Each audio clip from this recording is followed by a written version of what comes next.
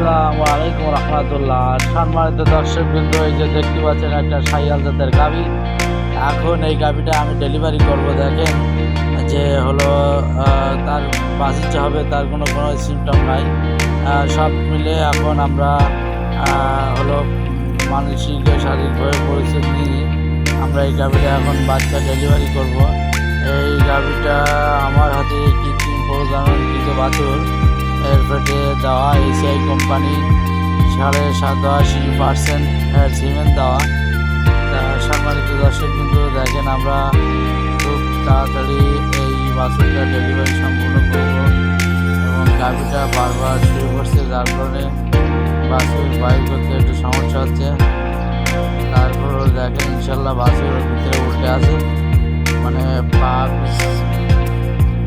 মাথা হলো কলজিমুখী এবং পা হলো এদিকে আমরা ভিতরে হাত দিয়ে ঘোরায় সুন্দরভাবে শারীরিকভাবে ডেলিভারি সম্পন্ন করব।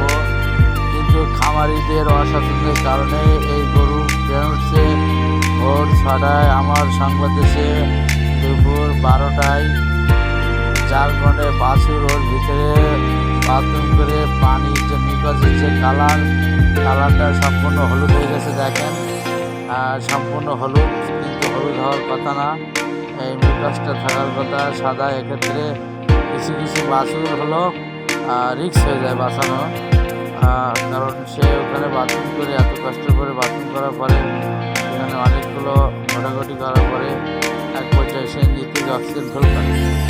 সব মিলে আলহামদুলিল্লাহ আপনাদের রয়েছে দেখছেন 87.80% বাছুর, খুব সুন্দর একটা শাহিওয়াল বাছুর। এই বাছুরটার কোয়ালিটি সম্পূর্ণ এই যে বর্ণনা, বাইরে হবে ছোটো কিন্তু বাইরে এসে বড় হবে। অনেক যেহেতু পরিবেশের মধ্যে তার নালা অনেক চলে গেছিল, অবশেষে আলহামদুলিল্লাহ মহান আল্লাহ রাব্বুল আলামিনের ইচ্ছায় বাচ্চাটা এখন সম্পূর্ণ সুস্থ। তা আপনার ভিডিওটা ভালো লাগলে